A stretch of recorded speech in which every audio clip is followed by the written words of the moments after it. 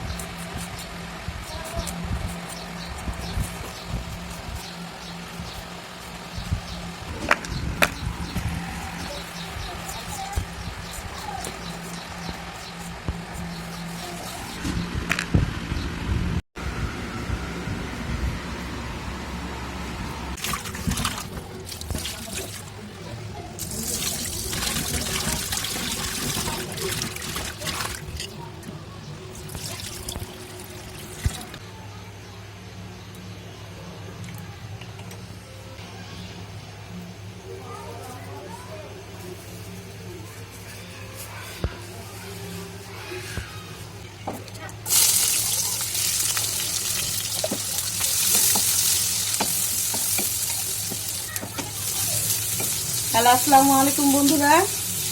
আজ আমি করল্লা এবং আলু দিয়ে পাঙ্গাস মাছ রান্না করব। তো আমি কিন্তু রান্না বসায় দিছি। রান্নার শুরুতে যদিও আমি ভয়েসটা দিইনি। প্রথমে আমি এই যে করল্লার আলুগুলো যেভাবে করে কেটে নিয়েছি, এভাবে করল্লার আলু এভাবে পাতলা করে কাটতে হয়। এরপরে আমি রান্না বসায় দিছি। তেলের মধ্যে আমি প্রথমেই জিরার ফোড়ন দিছি, তারপরে পেঁয়াজ রসুন কুচি, তারপরে একটু হালকা ভাজা দিব, বেশি না, আর কাঁচামরিচ চিড়ে দিয়েছি। তো এই যে দেখেন পেঁয়াজটা কিন্তু মোটামুটি ভাজা হয়ে গেছে। এখন আসলে আপনাদের একটু ভদ্র ভাষায় কথা কইতাছিলাম। আর আমি তো ঢাকাইয়া, আপনারা জানেন, তো ঢাকাইয়া আমার আঞ্চলিক ভাষা, মাতৃভাষা। আমার তো এই ভাষা কথা কইতে হইব, এই ভাষা কথা না করলে তো আমি শান্তি পাই না। তো আমি কিন্তু আমার আগের বাসায় আয়া পড়ছি, ঠিক আছে? নাহলে তো আবার আপনারা আমার চিনবারও পারবেন না। তো যা হোক, এই যে আমি দিয়ে দিচ্ছি। ওখানে বাদ বাকি মশলাগুলো দিয়ে দিব। আমি সামান্য পরিমাণে যে হলদির গুঁড়া,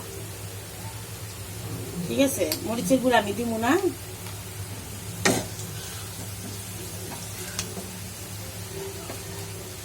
আর দিব সামান্য পরিমাণে, খুবই সামান্য, এই যে জিরার গুঁড়া। এটা হচ্ছে কিনতে পাওয়া যায় যেটা, কিন্তু একটু জিরার গুঁড়ার লগে ধনিয়ার গুঁড়া আসলো মিলায়া ওটা দিয়ে দিছি। এখন এই যে আমি দিয়ে দিব একটু সামান্য পানি।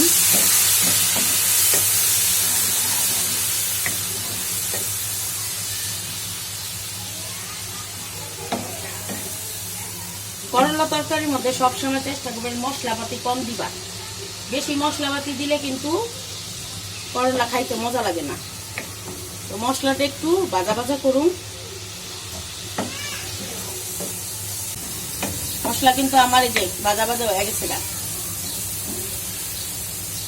এখন আমি দিয়ে দেবো এই যে পাঙ্গাস মাছের পেটের মাছ দিছি, একটা তাজা পাঙ্গাস মাছ রাখছি, আপনাকে আমি দেখাইছি হয়তো। এটা নগদে কুইটা লিছি। এখন এইটা দিয়ে রাখবো, মাছটি আগে কষাই নিই।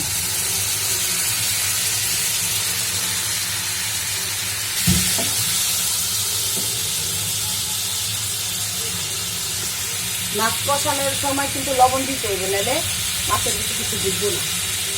আমি লবণটা একবারই দিয়ে দিলাম।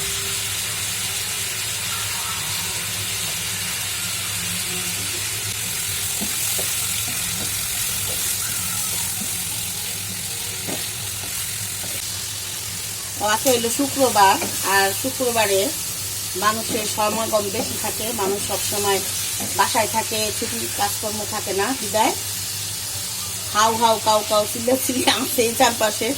এর মধ্যে এই ব্লগটা বানাইতেছি, আপনারা একটু ধৈর্য সহকারে দেখা নিয়ে কি করবেন। বাড়ি তো আমার জঙ্গলে না, সবার সমাজের মাঝে থাকতে হয়।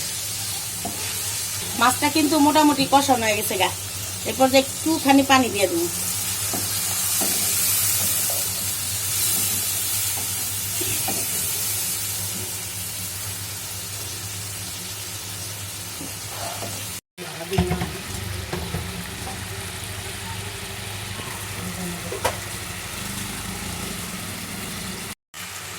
আমার কিন্তু মাছ কষানো হয়ে গেছে গা। এখন আমি মাছগুলা উঠাই নিব একটা বাটির মধ্যে।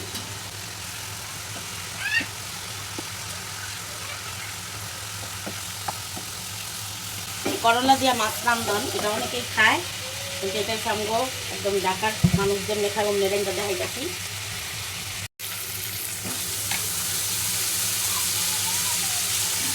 আমি ঢাকার ব্লগ আপনারা অনেক পছন্দ করেন, এর লাগে ঢাকার যেসব রেসিপি সবাই পছন্দ করে খায় ওই সব রেসিপিগুলো আমি শেয়ার করি।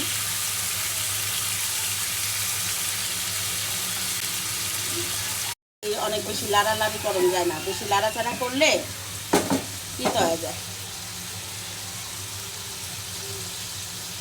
আমি একটু হালকা ঢাকা দেবো, কারণ করলা আবার বেশি ঢাকাও রান্ধন যায় না, অনেক ঝামেলা করলা তরকারি রান্ধন। আর করলা এমন একটা সবজি যার হাতে মনে করেন রান্ধা হয়, হ্যাঁ যদি মনে করেন বাইরায়া দইরাও রান্ধে, হ্যাঁ হাতে তিতে হইব না। আর যার হাতে তিতে হইব, এই যদি লবণ দেয় কসলায়া পানি তিতা পানি ফালায়া রান্ধে, তাও তিতা জহর হইব, বিশ্বের মতো কেউ খাইতে পারবে না। তো আমার শাশুড়ি কইতো, আবার অনেকেই কয় যে করল্লায় যে এরকম লাড়া দিয়া এরকম বাড়ি দেওয়া যায় না, এই বাড়ি দিলে বলে তিতা হয়ে যায়। আর আমার নানি কইতো করল্লা লাড়া দিয়া এরকম বাড়ি মারলে বলে তিতা জায়গা। তবে একটা জিনিস খেয়াল রাখবেন, ওইটা হচ্ছে কি, অনেক সময় আমরা লাইরাই দিয়ে এরকম করে ছেড়ে দিই, এটা থন যাবো না। আর দ্বিতীয় হয়েছে করল্লা লোহার কড়াইতে রান্ধবেন না, দস্তার কড়াইতে রান্ধবেন। আর করল্লা লোহার খুরচুন দিয়ে লাগানো যাবে না, এই আর কিছু না। এই যে করলাটা কিন্তু সুন্দর কষা রয়ে গেছে আমার। ভাই আবার লোড দেয়। ও আপনাদের কাছে একটা কথা শেয়ারই করা হয় নাই, আমি লেগেছিলাম। আমি কিন্তু আমার দোতলায় উঠছি, নতুন বাড়িতে উঠছি। আগে তো নিচতলায় আসছিলাম, অন্ধকার, আপনারা কিছু দেখতে পারতেন না। এবার রোজার দুদিন আগে দোতলায় উঠছি, তো আপনাদের লগে শেয়ার করি নাই, ঠিক আছে একদিন একটু শেয়ার করুন পুরো বাড়ির ভিডিওটা।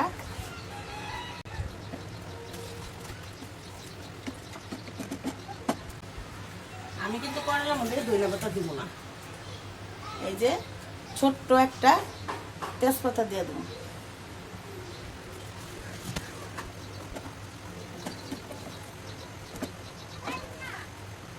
এই কষাই না মাছটা দিয়ে দেবো ওখানে।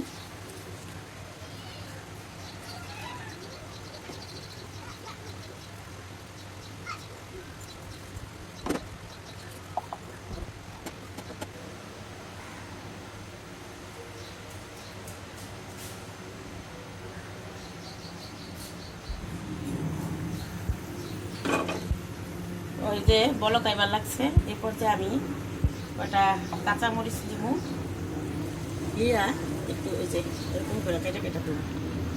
যদিও কাঁচামরিচ আমি কষা নিতে দিছি, এটা হলে একটু সৌন্দর্যের লেগা।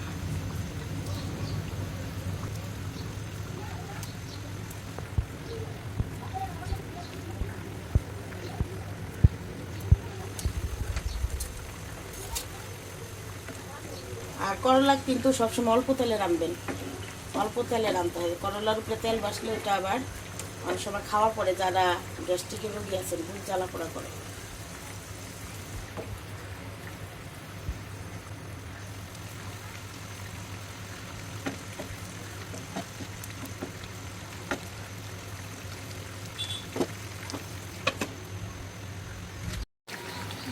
তরকারিটা সুন্দর মতো বলকাইতেছে, হয়ে গেছে গাপেরা। দেখেন এই যে করলা তরকারিটা, এটা কিন্তু একটা মনে করেন উপকারী একটা তরকারি সবজি। এই করলা তরকারি এই যে রৌদ্রুর দিনে গ্রীষ্মকালে খাইবেন, যেমন চৈত বৈশাখ মাসে খাইবেন, শরীর হাত পায়ে ব্যথা কমবো, আর খাইলে শরীরে কষা হইব না। গরমের সিজনে করলা খাওয়া খুবই উপকার। তো এইভাবে খাইবেন, করলা একটু জলও খাওয়ান যায়, আবার হুকনাও খাওয়ান যায়, ঠিক আছে? এই দেখেন করলা কিন্তু আমার রান্না শেষ।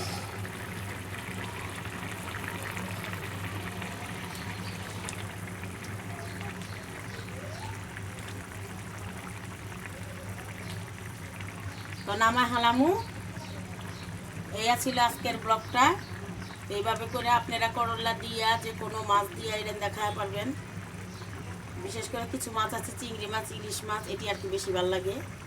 আবার এই যে পাবদা মাছটাও ভালো লাগে। তো আজকের মতো এইখানেই ব্লগটা শেষ করতেছি। আল্লাহ হাফেজ। সবাই ঢাকা ব্লগের লগে থাকবেন, বেশি বেশি করে লাইক কমেন্ট করবেন, শেয়ার করবেন, আর সাবস্ক্রাইব করে চ্যানেলটা কিন্তু আপনারা চ্যানেলের সাথেই থাকবেন। ধন্যবাদ সবাইকে। আসসালামু আলাইকুম।